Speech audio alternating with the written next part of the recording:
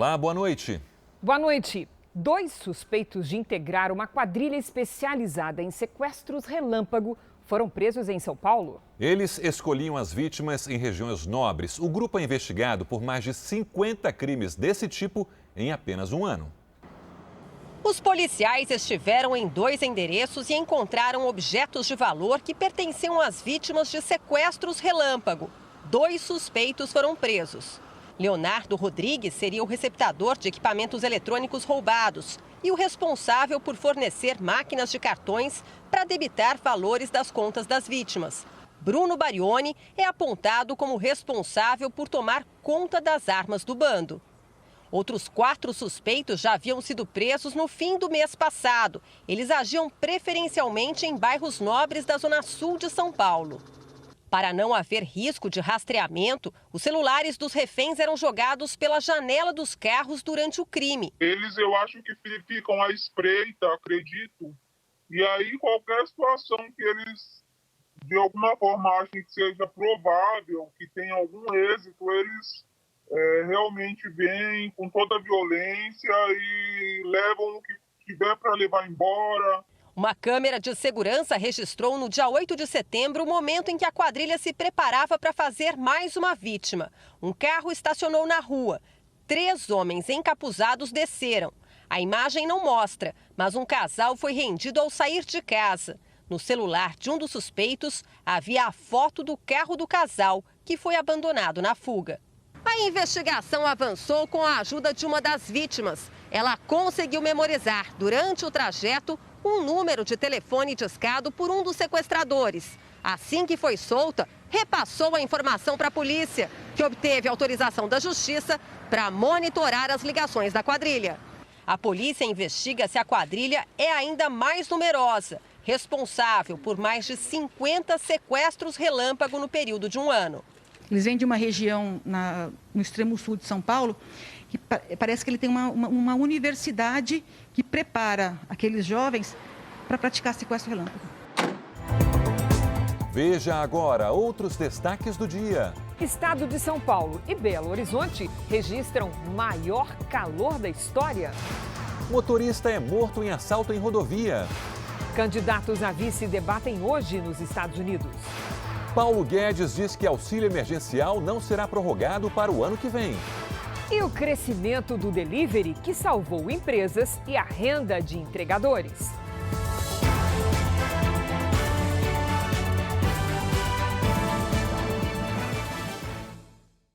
Oferecimento: para os desafios do presente, experimente o futuro com o Bradesco.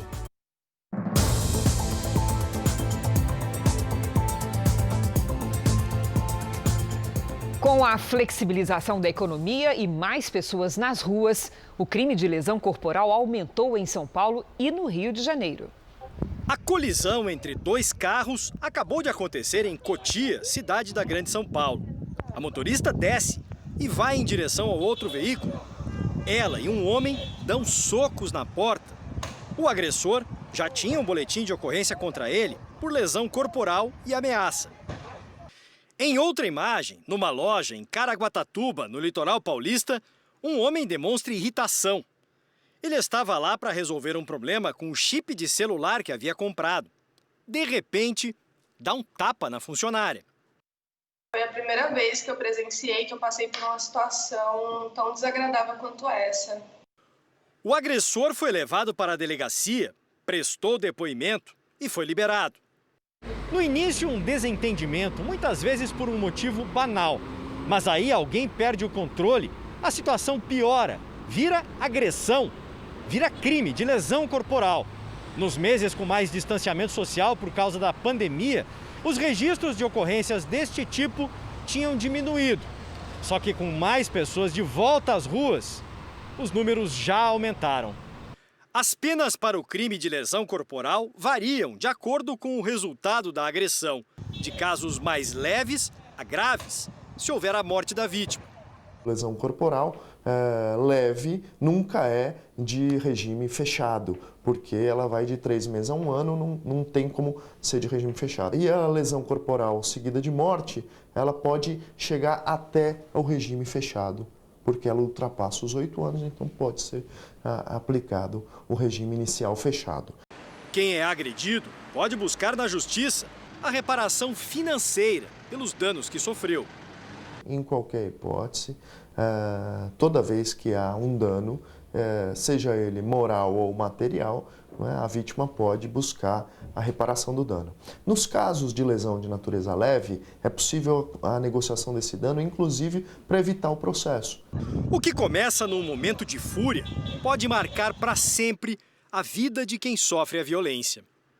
Dá medo dele vir querer, tirar alguma satisfação, alguma coisa, ou fazer alguma coisa pior.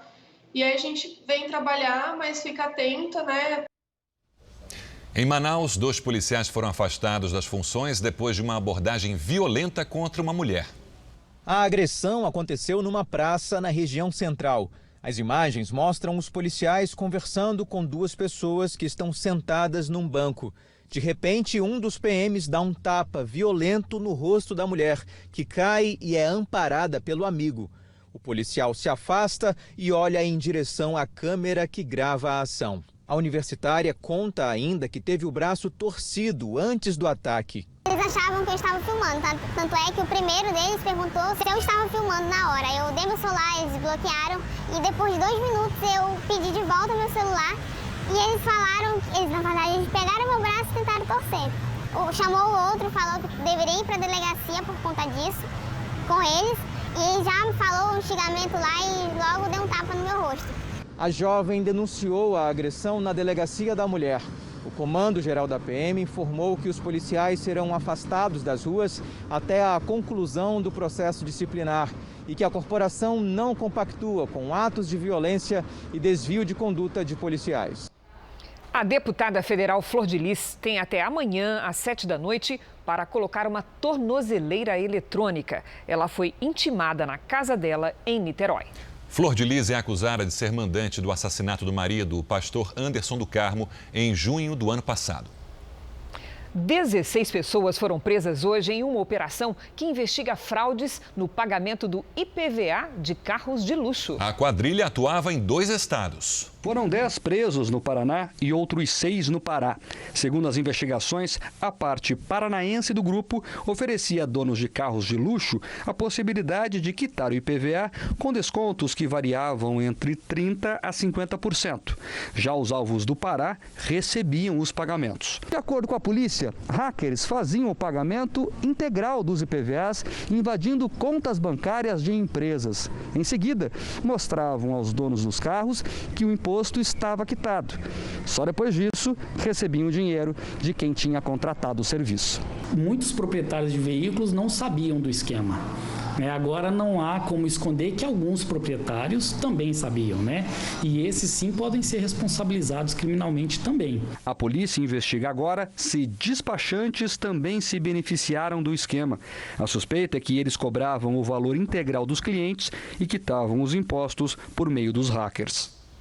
Em São Paulo, mais de 900 escolas da rede estadual e cerca de 200 mil estudantes retornaram às aulas e atividades extracurriculares. Aponte a câmera do seu celular para o nosso QR Code e confira os cuidados para a volta às aulas. Foram longos 198 dias até Emily fazer o caminho de volta para a sala de aula. Tá feliz? Tô muito. Por que você tá feliz? Porque eu tava com saudade da escola e eu voltei para a escola. A escola precisou se adaptar. Tapete desinfetante, máscaras, álcool em gel e distanciamento entre alunos. Só na cidade de São Paulo, 304 das 1.086 escolas estaduais reabriram as portas parcialmente, apenas para atividades de reforço e recuperação. Nas escolas municipais e privadas, a educação infantil e os anos iniciais do ensino fundamental podem receber até 35% dos alunos por dia. Já para os anos finais dos ensinos fundamental e médio, o limite máximo é de 20%. Nas escolas estaduais, só é permitido o atendimento de até 20% em todas as etapas. Neste primeiro momento, foram adotados 3 critérios de prioridade para o retorno presencial. Alunos sem acesso remoto às aulas, com dificuldade de aprendizagem ou crianças que tiveram problemas emocionais nesse período de afastamento. O retorno é opcional.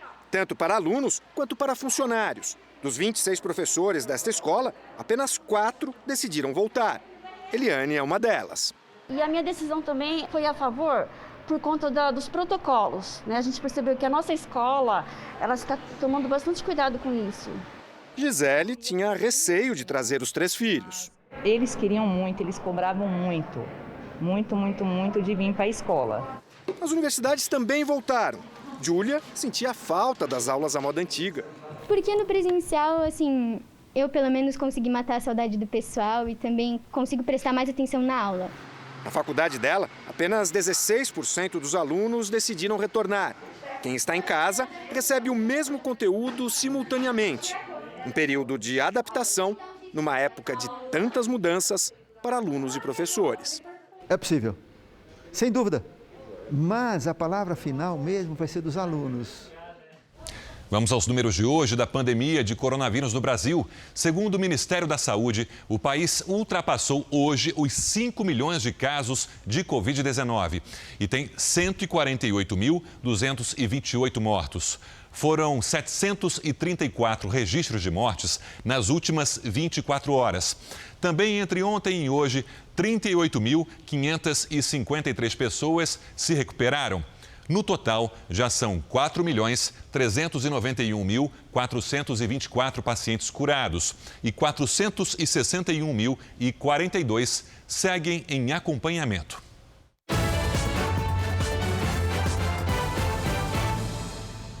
O presidente Donald Trump está há mais de 24 horas sem qualquer sintoma do coronavírus. Apesar do isolamento dele, a campanha presidencial avança nos Estados Unidos. O debate entre os candidatos à vice-presidência acontece hoje.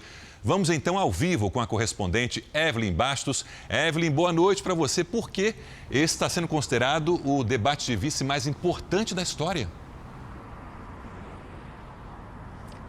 Pois é, Sérgio, muito boa noite para você e para todo mundo que nos acompanha. Olha, o foco da mídia está mesmo nesse debate entre Mike Pence e Kamala Harris, porque quem ganhar as eleições agora, no dia 3 de novembro, seja Donald Trump, seja Joe Biden, vai ser o mais velho presidente americano a tomar posse até hoje. E os dois candidatos a vice podem ser titulares na eleição daqui a 4 anos. Algumas regras do debate de hoje sofreram alterações de última hora por causa do coronavírus, como a gente vê agora na reportagem. A distância entre o republicano Mike Pence e a democrata Kamala Harris será de 3,5 metros e uma barreira de acrílico também estará entre os dois. Durante o debate não haverá intervalos e serão 9 blocos de 10 minutos, divididos por 9 assuntos que ainda não foram divulgados. Pence assumiu grandes responsabilidades após Trump ser infectado pela Covid-19. Já a Kamala Harris terá que mostrar aos eleitores que também pode assumir a presidência se necessário. Na Casa Branca, o presidente Trump se recupera do coronavírus. Segundo seus médicos, ele não está mais com sintomas da doença e já apresenta anticorpos contra a Covid-19. A Record News e o R7.com transmitem ao vivo, direto de Salt Lake City, o debate dos candidatos à vice-presidência dos Estados Unidos. Mike Pence e Kamala Harris se enfrentam a partir das 10 da noite, horário de Brasília, com tradução simultânea. O presidente americano Donald Trump acabou de postar um vídeo em uma rede social. Trump disse que voltou a trabalhar na Casa Branca e está se sentindo muito melhor.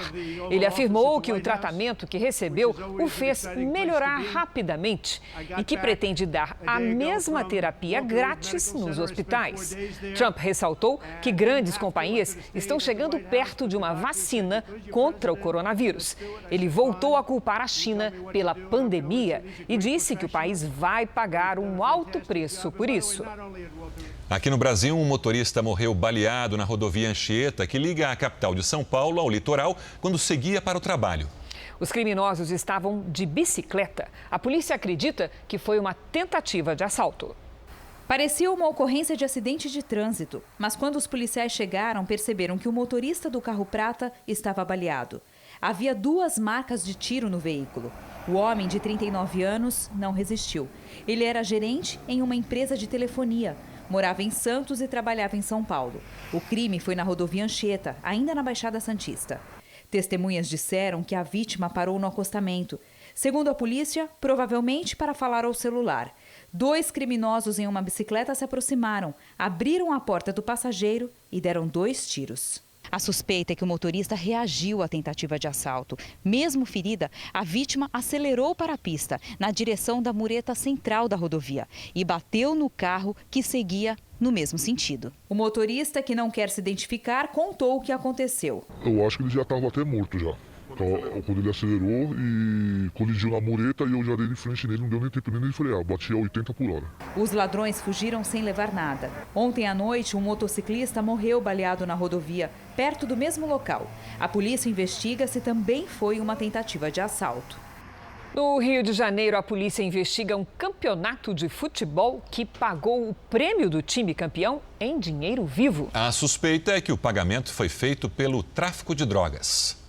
Os maços de dinheiro exibidos por jogadores amadores em redes sociais despertaram a suspeita da polícia. O dinheiro foi dividido entre os vencedores de uma partida de futebol realizada na região metropolitana do Rio. A gente quer ouvir desses atletas amadores se eles têm ciência de que aquele valor é proveniente ou não do tráfico de drogas. O jogo foi no último fim de semana. O vencedor recebeu a bolada de R$50 mil. O campo fica em uma comunidade em São Gonçalo. Nesse mesmo campo, a polícia investiga uma outra partida. Após a disputa de pênaltis, criminosos dão rajadas de fuzil. Com uma busca rápida na internet, a polícia já conseguiu identificar algumas pessoas que participam desses jogos. Todos irão prestar depoimento e serão investigados pelos crimes de associação ao tráfico, porte ilegal e disparo de arma de fogo. Qual é a origem desse dinheiro e quem pagou? Outro objetivo da investigação também é identificar quem são aqueles marginais que estão à beira do campo, ostentando armas de guerra, disparando em rajadas e colocando em risco a integridade física dos próprios atletas que estavam no campo de jogo e das pessoas que estavam assistindo ali. Uma perícia particular deixou sob suspeita um caso de suicídio ocorrido em 2007 no interior gaúcho. A vítima era marido da principal acusada de matar o próprio filho em maio deste ano. A família pede a reabertura do inquérito. José Długokenski teria tirado a própria vida há 13 anos, quando era casado com Alexandra Długokenski.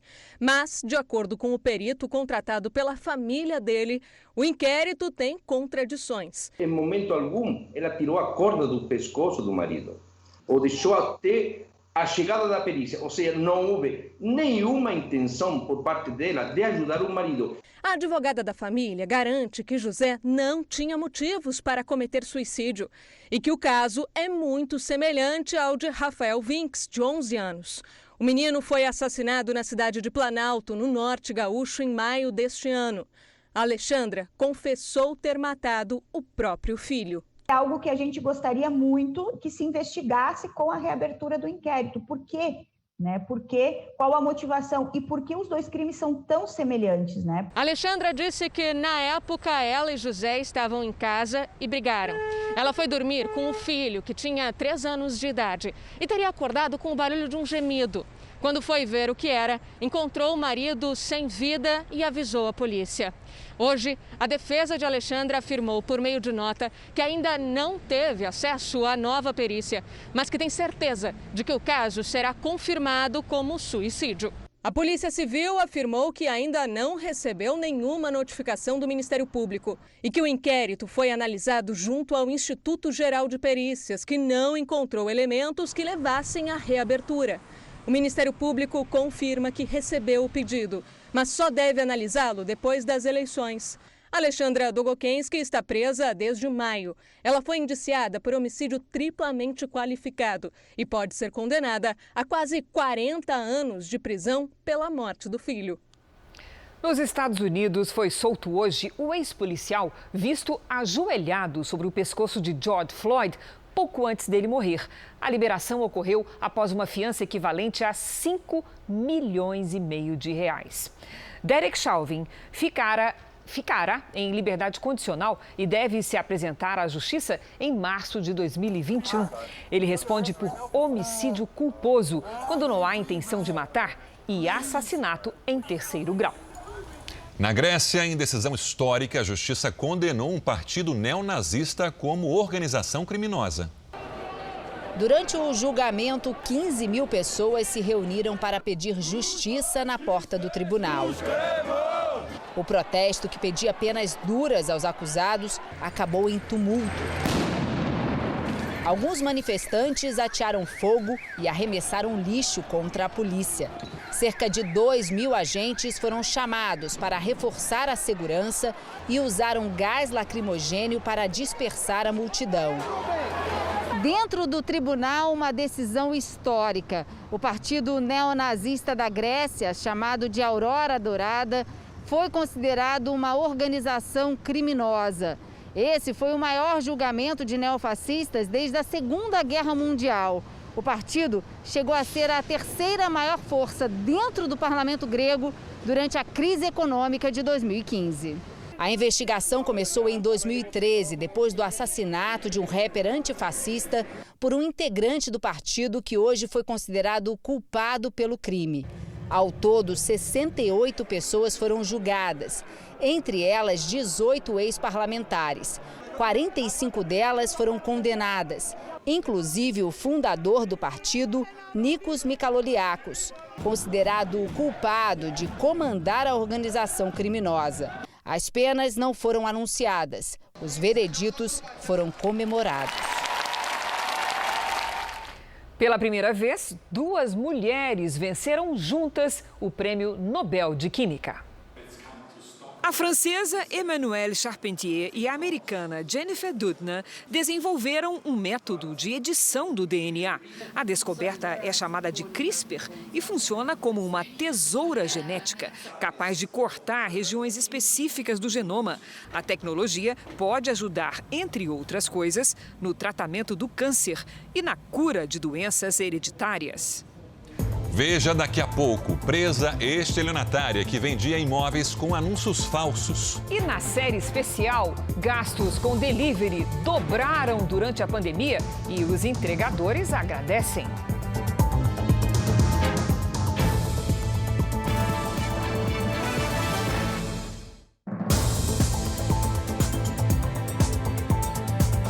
O ministro da Economia, Paulo Guedes, disse hoje que não há previsão de prorrogação do auxílio emergencial para o ano que vem. Já no Congresso, vários parlamentares defendem que parte da solução para aumentar a proteção aos mais pobres deveria vir do corte dos supersalários do funcionalismo público. Com a necessidade de encontrar no orçamento já apertado 35 bilhões de reais para financiar o Renda Cidadã, o programa social que pode substituir o Bolsa Família, o governo ouviu uma sugestão de parlamentares nesta quarta-feira. Depois de uma reunião no Palácio do Planalto com o presidente Jair Bolsonaro, o líder do Podemos na Câmara, Léo Moraes, pediu para que seja colocado em votação no Congresso o projeto que prevê o fim dos supersalários no serviço público. O presidente também foi muito responsável em dizer que está esperando a conclusão da área econômica. Nós apresentamos alguns caminhos, dentre eles os cortes dos supersalários. É importante que o Brasil entenda que todos passam por dificuldades e algumas parcelas devem entregar mais do que outras, para nós salvaguardarmos a grande maioria da população que está abaixo da linha de pobreza. A proposta coloca os chamados penduricalhos dos supersalários, como o auxílio moradia dentro do teto do serviço público, que hoje é o salário de um ministro do Supremo Tribunal Federal, pouco mais de 39 mil reais. A estimativa feita por parlamentares é que a medida poderia gerar uma economia de 2,5 bilhões de reais, valor ainda muito abaixo do necessário para a criação do novo programa social. Com as discussões sobre a criação do Renda Cidadã travadas pela falta de recursos públicos, existem no Congresso Nacional parlamentares que defendem a prorrogação do auxílio emergencial. O ministro da Economia, Paulo Guedes, disse hoje que o auxílio termina em dezembro, como previsto. O presidente da Câmara, Rodrigo Maia, concordou com a posição do ministro. Dados da Fundação Getúlio Vargas indicam que 38 milhões de pessoas ficaram sem assistência com o fim do auxílio emergencial. O governo, para fazer o Renda Cidadã, tem que encontrar recursos dentro do seu próprio orçamento, sem furar o teto. A máquina é muito pesada, tem um custo operacional muito grande. Vamos agora com a opinião do jornalista Augusto Nunes. Boa noite, Augusto. Boa noite, Cristina, Sérgio. Boa noite a você que nos acompanha. O Brasil tem sido atormentado pela polarização política e pela substituição do debate por trocas de insultos. Num país assim, a suspensão do tiroteio verbal entre Rodrigo Maia e Paulo Guedes não deixa de ser um avanço civilizatório. O presidente da Câmara e o ministro da Economia jantaram juntos, desculparam-se mutuamente e restabeleceram o convívio civilizado.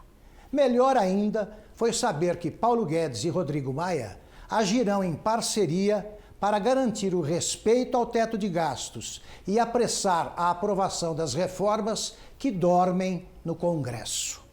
Como qualquer família, empresa ou instituição, um governo não pode gastar mais do que arrecada. Esse é o caminho mais curto para o desastre econômico.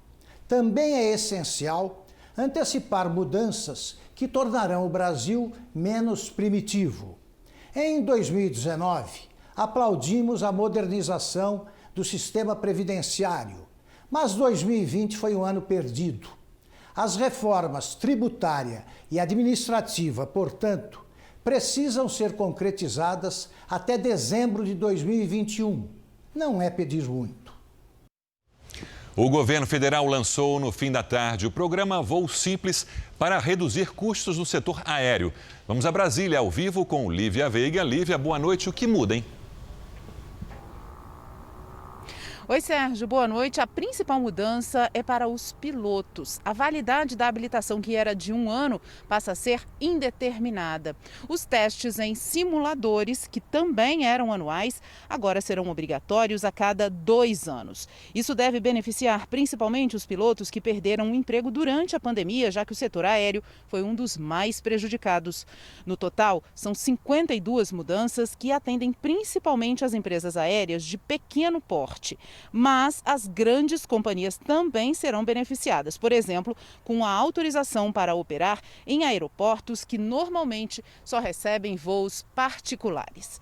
Sérgio e Cris. Obrigado, Lívia. O presidente Jair Bolsonaro anunciou hoje a indicação de Jorge Oliveira para uma vaga no Tribunal de Contas da União. O presidente Bolsonaro recebeu hoje de manhã, no Palácio da Alvorada, o presidente do Tribunal de Contas da União, José Múcio, que se aposenta em dezembro. Bolsonaro anunciou o ministro da Secretaria-Geral da Presidência, Jorge Oliveira, para a vaga de Múcio.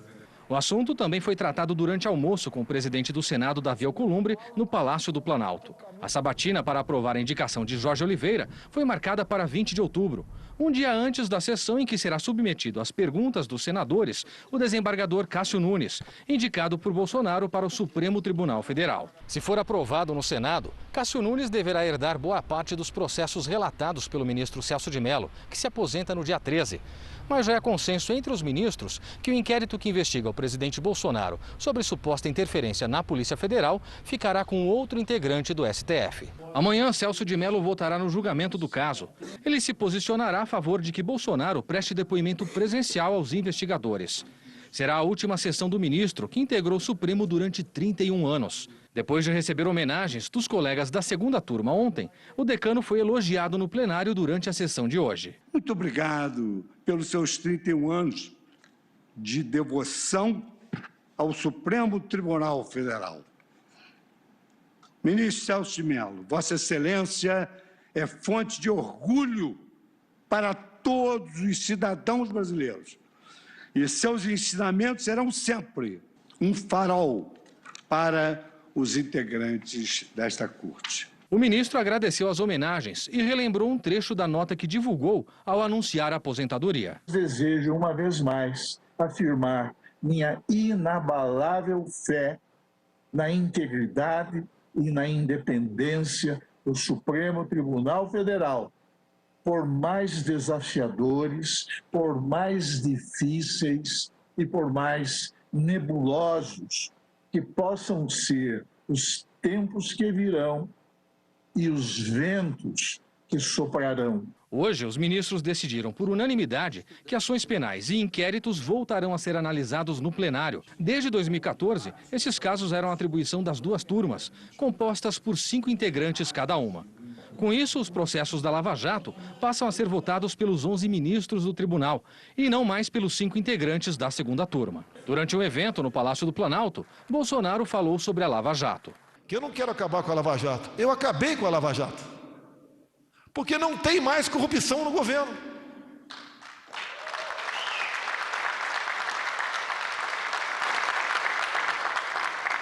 Eu sei que isso não é virtude, é obrigação. Mas nós fazemos um governo de peito aberto. Veículos de imprensa questionaram o currículo acadêmico do desembargador Cássio Nunes, publicado no site do Tribunal Regional Federal da Primeira Região. O indicado para ocupar uma vaga de ministro do Supremo divulgou hoje uma nota de esclarecimento.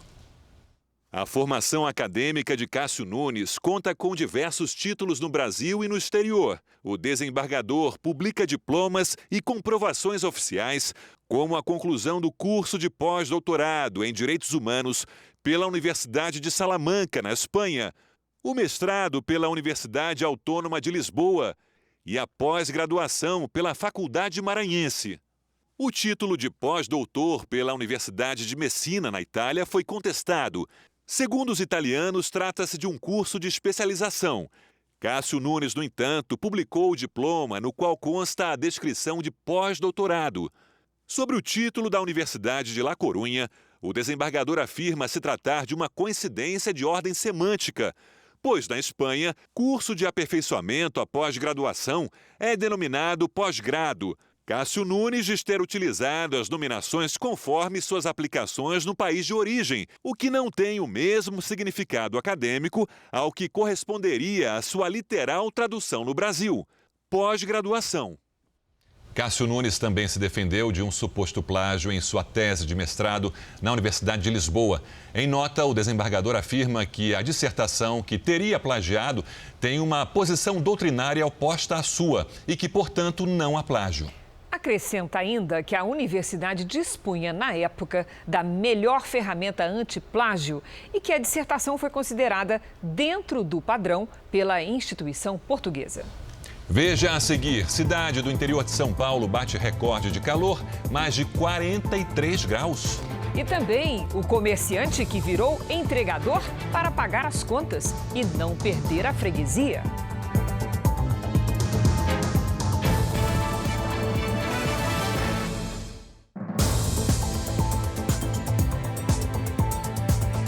A primeira-dama Michele Bolsonaro e embaixador de Israel inauguraram a nova iluminação da embaixada em Brasília. Uma homenagem ao Outubro Rosa. Pois então, vamos conversar com Yuri Ascar. Boa noite, Yuri. Boa noite, Cris. A cerimônia aconteceu aqui nos jardins da Embaixada de Israel.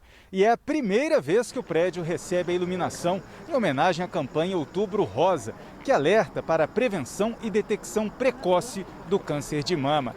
O embaixador Yossi Shelley destacou a relevância da causa e lembrou que o câncer de mama é responsável por 1 em cada 5 mortes de mulheres em Israel. A primeira-dama Michele Bolsonaro alertou para a importância dos exames preventivos. Mais cedo, no Ministério da Saúde, ela participou do lançamento da campanha do Outubro Rosa 2020. Balões com a cor da campanha coloriram o céu da capital. De Brasília, Yuri Ascar. Obrigada, Yuri. O Ministério da Defesa e o da Saúde reúnem esforços para levar atendimento médico e proteção contra a Covid-19 às aldeias indígenas no Maranhão. Em 3 semanas de operação, mais de 19 mil indígenas foram atendidos. As casas feitas de barro e madeira ainda resistem às construções modernas das cidades. As crianças brincam nas árvores e todos levam uma vida simples na aldeia. Na terra indígena Morro Branco, as pinturas também fazem parte dessa cultura. A gente geralmente se pinta porque ele traz proteção e afasta os maus olhados, sabe? Além da luta para manter tradições, existe a batalha para preservar vidas. Há meses, os índios enfrentam a Covid-19. A doença também chegou por aqui e fez vítimas. Desde o início da pandemia, mais de 29 mil indígenas contraíram o coronavírus no país. Desse total, cerca de 450 morreram. No Maranhão, foram pelo menos 1.500 casos confirmados e 26 mortes. Uma dessas vítimas foi o pai de Itarri. Ele não se sentiu seguro de falar para a gente que ele estava com Covid, porque ele tinha muito medo de ser internado no hospital. Na aldeia Morro Branco, um outro fator preocupou os indígenas. A comunidade fica a apenas 500 metros da cidade de Grajaú. Por isso, eles organizaram uma barreira sanitária para tentar conter o avanço da doença. As crianças e idosos também, né, que eram pessoas vulneráveis a isso, com o tempo eles foram entendendo que essa era para o bem de todos, né? Os Ministérios da Defesa e da Saúde, com o apoio das Forças Armadas, realizam a Operação Covid há mais de 6 meses. Dentro da Amazônia Legal, o acesso a boa parte dessas aldeias é difícil. O trajeto é longo e só é possível ser feito pelo céu. Mais de 1,5 tonelada de insumos foi levada e distribuída para o atendimento em aldeias que ficam ao sul do estado e que contou com o apoio de militares profissionais da saúde. Dessa vez, veterinários também participaram da ação, fazendo atendimento aos animais para combater outras doenças, como a leishmaniose. Além de usarem as máscaras como proteção, os indígenas da etnia Guajajara também usam produtos naturais na prevenção e combate ao novo coronavírus. Essa indígena se emociona ao lembrar que poderia ter deixado as filhas. Carregou os sintomas da Covid durante dias, mas agora está curada. Ela conta que fez o tratamento seguindo as tradições. Os remédios caseiros do mato, as cascas de coisa que eu sabia que estava servindo para mim. As operações de combate à Covid aumentaram a assistência aos povos indígenas também em outras especialidades médicas, como pediatria e ginecologia. Agora houve uma grande queda, nós temos poucos casos aqui verificados em todas as aldeias que nós passamos. Mesmo em culturas tão diferentes, é possível encontrar algo em comum, o sentimento de gratidão que é universal.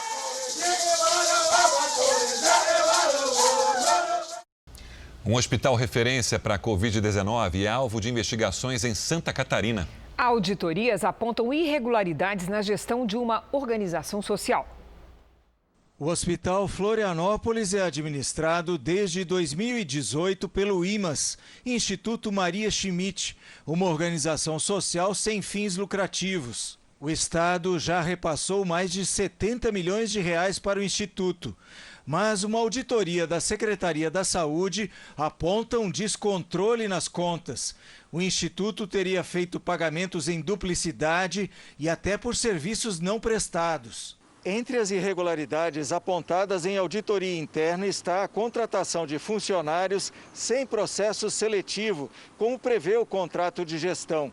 Os profissionais foram contratados para áreas importantes, como cirurgia vascular, emergência e clínica médica. A organização social também teria transferido o controle de diversas áreas do hospital para uma empresa privada, a Globalmed.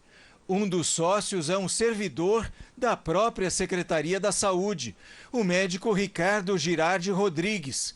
Apesar do conflito de interesse, a defesa do médico nega irregularidade. Os contratos emergenciais firmados pelo médico foram necessários para a continuidade dos atendimentos, uma vez que a organização social IMAS assumiu literalmente do dia para a noite a gestão do Hospital Florianópolis. A Secretaria da Saúde informou que está investigando os contratos e a gestão do hospital. A organização social IMAS negou irregularidades e afirmou que não há impedimento para a contratação de empresas privadas. Apesar de momentos de baixa, o mercado de imóveis cresceu na última década. Uma golpista de São Paulo percebeu essa tendência e tentava vender o que não tinha. Cada placa dessa era uma oportunidade de golpe. Jamile Dias dos Santos, de 31 anos, se passava por corretora de imóveis e advogada para vender o que ela não tinha, em bairros valorizados na zona sul de São Paulo. Com 15 inquéritos e 3 mandados de prisão, todos por estelionato, Jamile foi presa nesta manhã. Segundo a polícia, a falsa corretora primeiro se apresentava como cliente. Marcava com as imobiliárias, visitava os imóveis, aproveitava para tirar fotos, ganhar a confiança dos porteiros.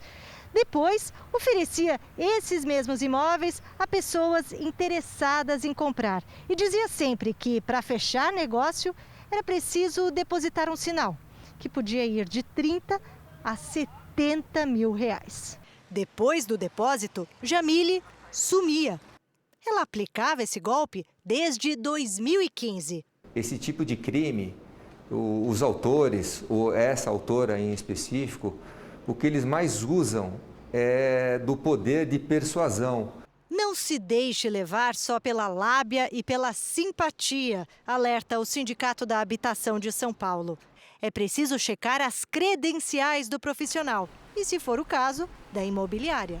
Você está atuando com uma imobiliária, verifique se essa imobiliária está regular. Se você não está atuando com uma imobiliária, nem um corretor, está falando diretamente com o suposto proprietário, aí você tem que, então, redobrar a sua atenção. Se você efetivamente está falando com a pessoa que tem a propriedade daquele bem que está negociando com você.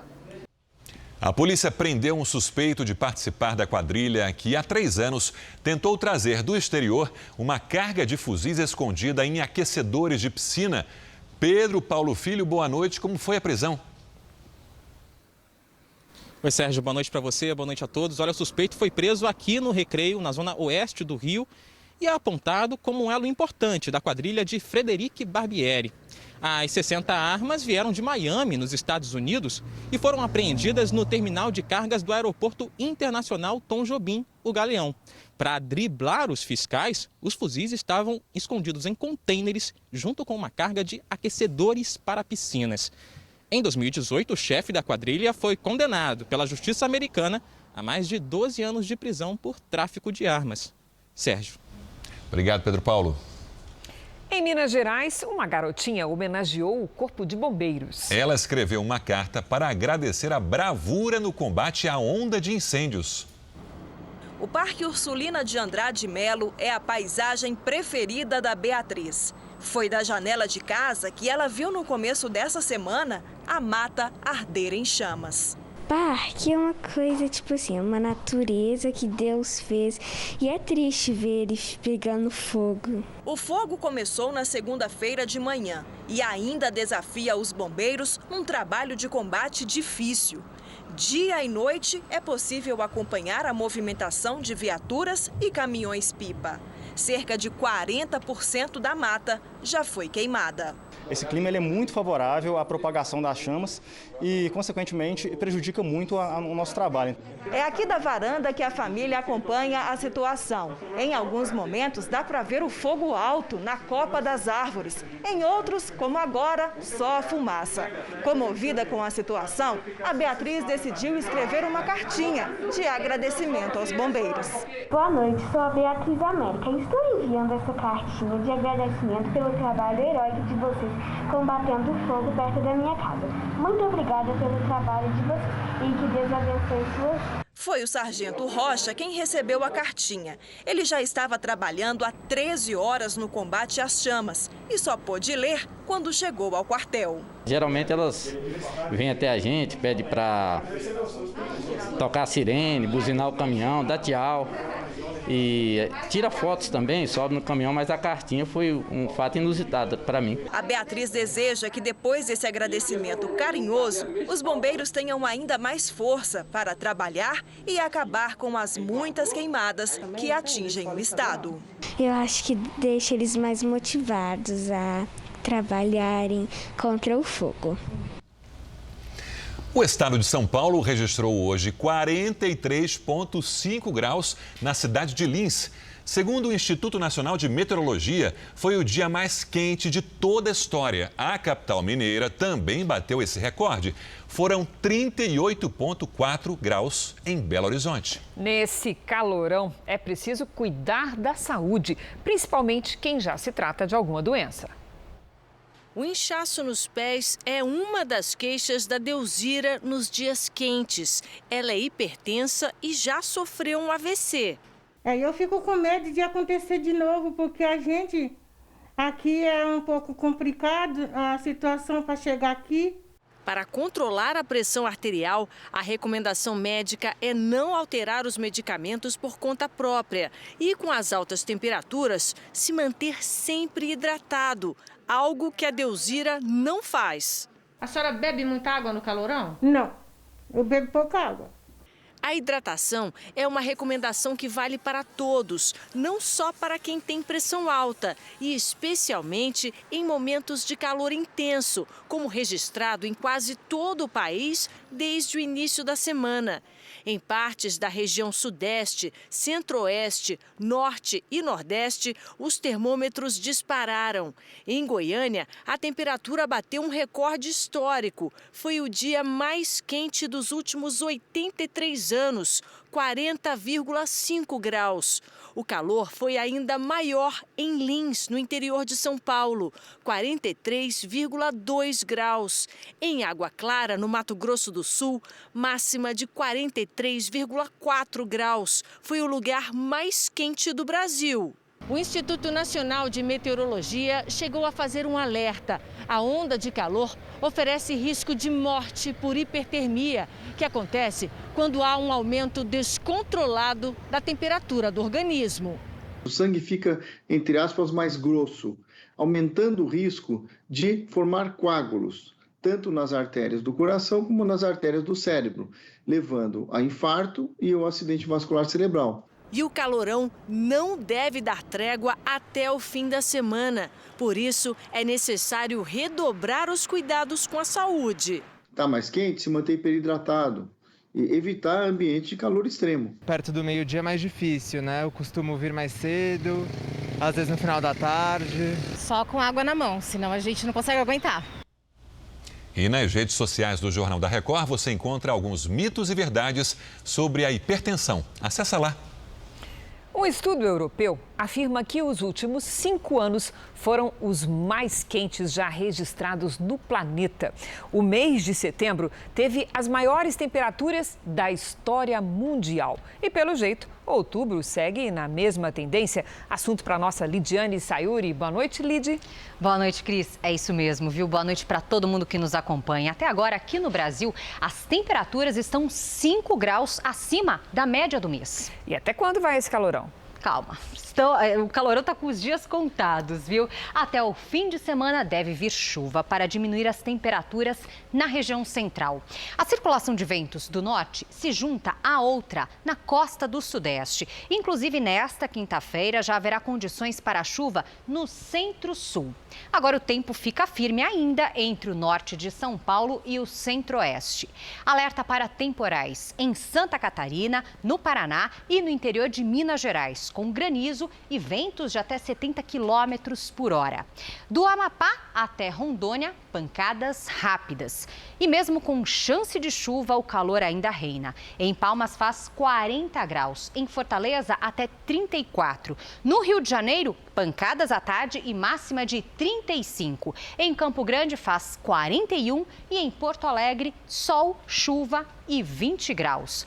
Em São Paulo, tempo ainda bem abafado, com 37 graus amanhã e chance de chuva forte em alguns bairros da cidade. Mas é o último dia nesse caldeirão. Obrigada, Lidy. Até amanhã. O furacão Delta causou destruição na costa do México. As autoridades orientaram os turistas a deixarem os hotéis rapidamente, o que gerou grandes engarrafamentos. Todos os locais foram fechados, então restaurante, supermercado, posto de gasolina, tudo fechado até segundo aviso. Mas assim que chegou, o furacão perdeu força e passou da categoria 4 para 2, com ventos de 170 km por hora.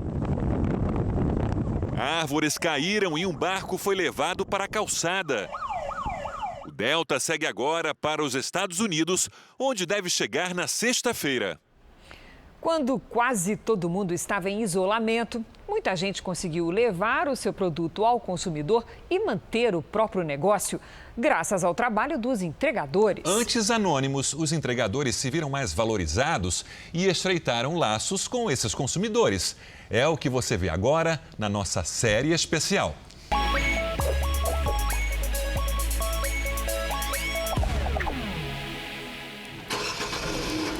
A chave do carro deu lugar à chave de casa. É que o veículo não sai mais da garagem nem na hora de fazer as compras. O mercado. A pandemia do coronavírus mudou a vida agitada da Cristine. A internet passou a ser o local de comprar. Sair de casa virou coisa rara. Jantar ou a gente pede pelo delivery, pelo aplicativo, ou eu preparo alguma coisa diferente e a gente segue assim. Agora só caso de vida ou morte, quando o delivery falha, assim. Já teve caso da farmácia não entregar e eu precisar do medicamento, tive que sair. Ou quando eu vou levar alguma coisa para minha mãe que não está podendo sair de casa. Então, só nesses momentos mesmo. Cristine descobriu uma nova realidade, a de quem agora tem tempo livre para aproveitar a casa onde mora. Além das frutas que cultiva no quintal, ainda dá tempo de ver mais televisão, ler livros e aproveitar a companhia do gatinho amarelo, o mascote da família. A nova rotina também trouxe um novo amigo, um entregador. E aí, Marcos? Oi, Cris. Beleza? Mas Marcos não vem de moto como a maioria. Ele é o dono do empório do bairro e prefere usar o carro para entregar os produtos pessoalmente na casa dos clientes.